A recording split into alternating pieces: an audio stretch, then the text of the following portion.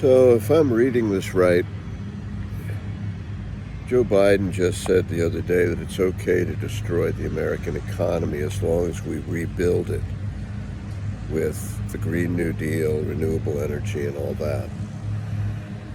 Therefore, it's okay to very tacitly squeeze the fossil fuel industry, forcing prices to go way, way up in the hope that this will force people not to use oil and instead to be forced to buy overpriced electric vehicles where there aren't enough stations to fill and the cost of the cars is still exorbitant. This is trying to push renewable energy long before our technical ability has reached that stage, all for the sake of panicking over so-called climate change. Climate change is nothing to panic over, no matter what little girl,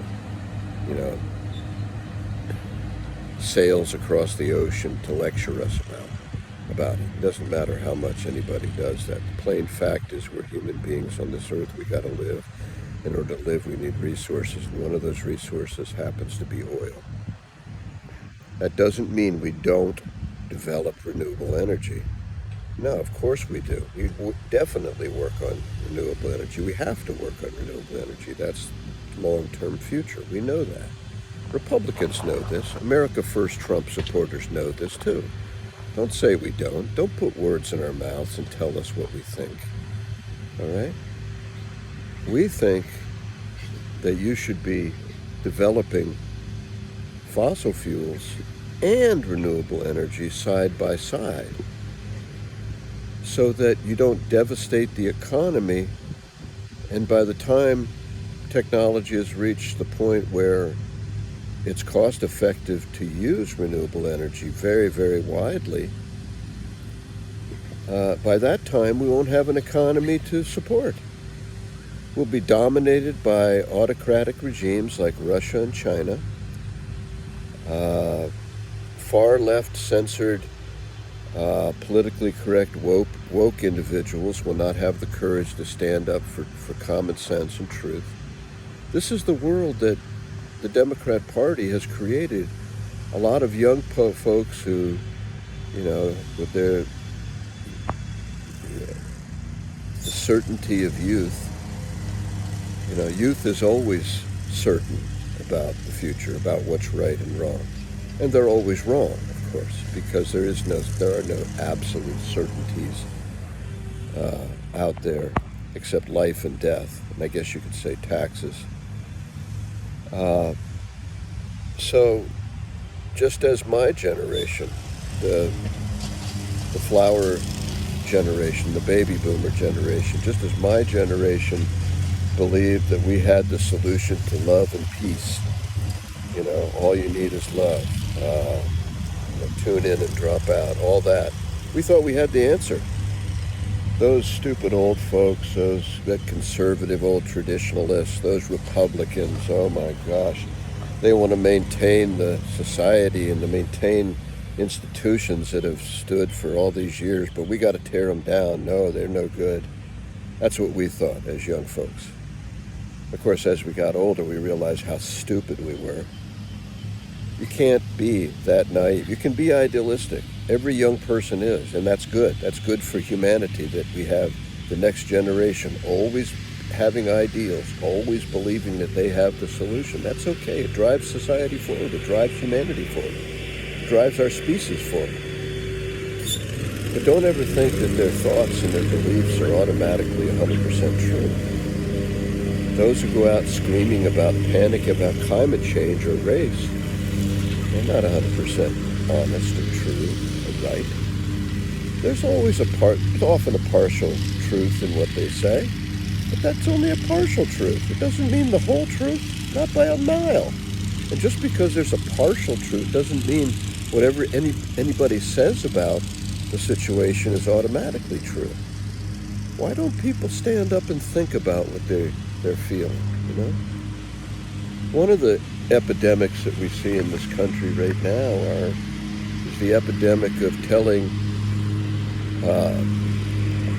our fellow Americans what the other side thinks. You know, it's kind of funny in a way. Here we are. We're just, we're conservatives. We believe in the America First principles, strong borders, low inflation, a competitive economy, low regulation, advancing society through the genius of the individual. This is what Republicans believe in. This is what the America First movement believes in. We believe America has a special role to preserve freedom. This is why we fight censorship of all kinds, and we fight the concept of hate speech. We think the minute you labeled something hate speech, you opened the door to put anybody's thoughts, ideas, or opinions into the category of hate speech, and that's stupid. We allowed stupid people to create that label. And then self-serving, stupid humans decided to apply that label and expand the label and then add some other phony definitions designed to serve themselves, like social justice. Do you understand that there's no such thing as social justice? There's just justice, that's all. There's justice. Somebody does somebody wrong, then they should pay for it. Okay, that's justice. You break the law, you have to pay for it. That's justice. There's no such thing as social justice. That's bullshit. That's saying that the weakest and least capable ought to have rewards when they haven't achieved anything. And that's how society gets weak. It's not charity, it's not kindness, it's not good-heartedness. It's nothing of the sort. It's weakening of the fabric of the human species. That's what it's doing. I, for one, wonder if people are going to assess the results of this insane dual policy of the current administration. Blame everything on racism, so you create more and more racial tension, which then you could come in and claim to solve, which is the Democrat playbook, standard playbook. And then panic everyone to the max over climate change and thereby justify destroying our economy and strengthening China and our other competitors and enemies abroad. This is supposed to be the right thing to do according to the idealists. It's not the right thing to do. Killing our oil industry has done nothing but harm the American people on multiple levels. Today we hear that good old Putin is going to be trying to block the ports in Ukraine, which will mean no wheat being exported and nothing coming in to the Ukrainians, so potential mass starvation. Now we could fill that gap. We could do it. We have the ability to do it. Our Midwestern farmers can supply a lot of the wheat that the world wouldn't be getting, or the Ukrainians won't be getting. We could do that. North Dakota, for example. But the cost of fertilizer, thanks to the climate change hysteria,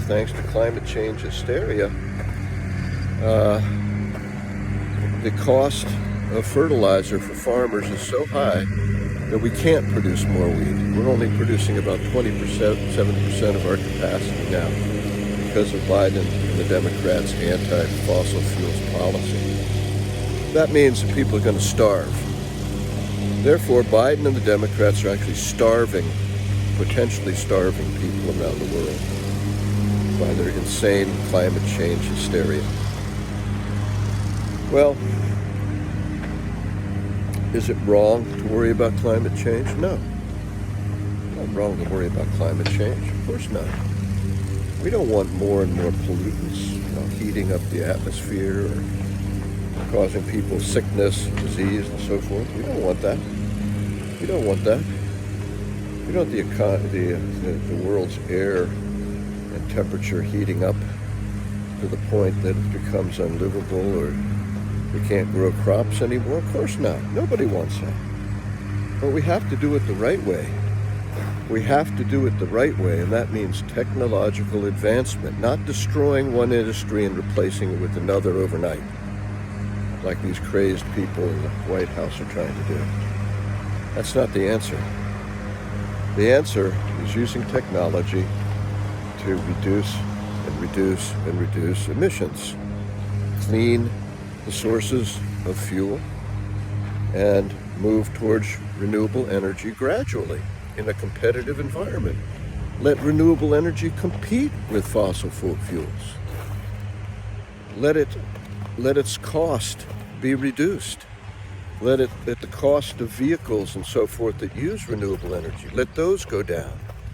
Let the supply points where people can get renewable electric energy, let these places proliferate around the country, everywhere, through competition, not through government fiat, because it's cheaper, because it's more efficient. Once renewable energy is a logical competitive choice, it will naturally become part of us and it won't destroy our economy. Don't kill oil in order to realize an ideal that's far too soon for our species' technical advancement. We have to have both as we transition over. Everybody in America First believes that. Everybody in the Republican Party believes that. Don't tell us what we believe. We have an epidemic of people one side telling everybody what the other side believes. You think you believe what the America First Trump movement believes, the Make America Great Again movement believes? You think you understand that? Do you? Do you really?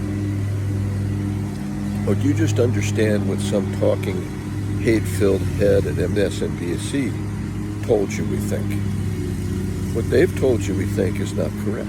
It's a lie. Then why is it a lie? Because they're protecting their own power, protecting their income, protecting their salaries, protecting themselves by surrounding themselves with people who are also making money off the left-wing agenda. All I ask, if you're an independent or Democrat, all I'm asking you to do is think about it. Okay? Don't just automatically knee-jerk say, oh, Republican, oh, MAGA hat. Don't do that. Our country deserves better. You should listen to our side. Listen to us. Don't just decide Fox News is right, extreme right-wing because Joy Behar told you that. This ignorant, self-serving person is just concerned about herself, about her own greatness, her own salary. You know, what a wonderful and great pundit she is in TV. That's what she thinks of herself, and she's not concerned about the future of the country or your children or the next generation. And she doesn't think about the issue. She just automatically harps on the standard party line without thinking about the facts. This is common. And I'm not saying Republicans don't do this too. But what I am saying is we have to stop sitting there telling our compadres and friends and our social circles what the other side thinks, or letting people decide what the other side thinks. Now, when I talk about leftists, I talk about their policies. I don't talk about, I don't talk about how they're intrinsically evil or any kind of crap like that. I don't call Democrats that way. What I say is your policies are harmful and that you're not listening to the other side. You're not listening to why we believe so firmly in this country, in its founding fathers and its traditions, and that we don't buy the rewriting of history, the attempt to blame white people for things that, completely out of context. You know, when you start saying, oh, your people did it, well, do you forget that it was 1700s or 1800s? Do you forget that we, like everybody else, lives in an environment, lives in a in a time, in a period where there are certain rules and laws and mores, etc. Don't blame us for living in the time that our ancestors lived. That wasn't our fault. It was the fault of everything in society, everything from top to bottom. You know, don't look at things so extreme, so as if everybody agrees with one version of what happened. You say slavery was bad? Yeah. But was every slave master out there beating the hell out of his slaves? No. No, it made no sense. But most slave owners made sure they got fed, reasonable accommodations so they could have roof over their heads. And they didn't work their slaves to the point of dying, like Hitler did in the concentration camp. Nothing like that. There were a few cases, but you don't take the one case and decide that all of them were that way. I'm not saying defending slavery. I'm just saying be realistic about the facts of history. Don't just assume everybody's this way or everybody's that way. You know, don't do it. Now, if you're a leftist and you get mad periodically, then I would say to you simply, stop and take a deep breath. Try to think about what the Republicans really want, okay? Try to think about what we really want for a change. Not the label of the day, racist, white supremacist, other lies that opponents try to paste on every last human being that walks around with a white skin. Don't listen to that shit. I'm sorry, but don't listen to it. You know, just turn it off. As soon as they start blathering on about what we are in the MAGA movement, as soon as they start blathering on about what the America First movement is, as soon as they start using phrases like racist and white supremacy, turn the TV off. Turn the TV off. Turn the radio off. Don't listen to that crap. All it is poison pumped into your head by people who want to stay in power and want to make money particularly off of black and brown people. They want to make money off them, and they want to convince them that the Democrats really care. They're the party of compassion. Yeah, okay. How much compassion is there in unbridled crime in New York and Chicago? Is that compassion? How much compassion is there in government handout policies that have ensured that ghettos remain ghettos, housing projects remain crime infested? That's your compassionate Democrat policy. I'm not saying individual Democrats are not compassionate, of course. There are Democrats who are good people, just like the Republicans are good people, and there's some bad ones. This is the way society is. The question is, what's more important right now? Chasing the ideal of ending fossil fuels? Is that the most important thing? Considering all the collateral damage it's done to families and people and livelihood and standard of living and everything. Corporate health, job health, everything.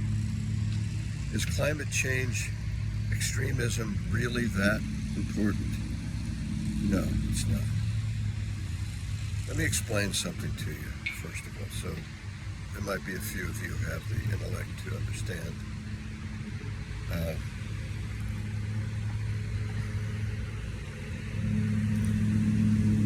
Our Earth has been around for so long and has been through so many changes, epics, disasters, good fortune moments.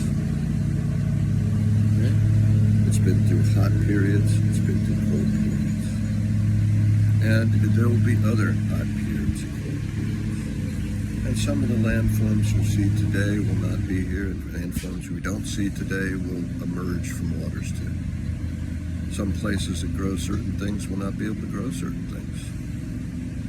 Some places that are on the coasts may have to demolish their houses and move back. Yeah, all these things may happen, but the human species will survive. Now the question of the quality of life matters in that process. If the Earth is going to naturally change over millennia, like it has been doing forever, why are we panicking about it now? Are we declaring that our involvement in the atmosphere is really, really critical to this process? Well, if we are, then we're wrong, because our involvement here does have an impact, but it is not the critical, panic-driven impact that some climate hystericists would like us to believe. The right way to handle the climate crisis is through common sense, okay? The right way to handle climate change and so forth is that way. There's no other way. Use common sense. Fossil fuels and renewable can live together. That's all I'm trying to say.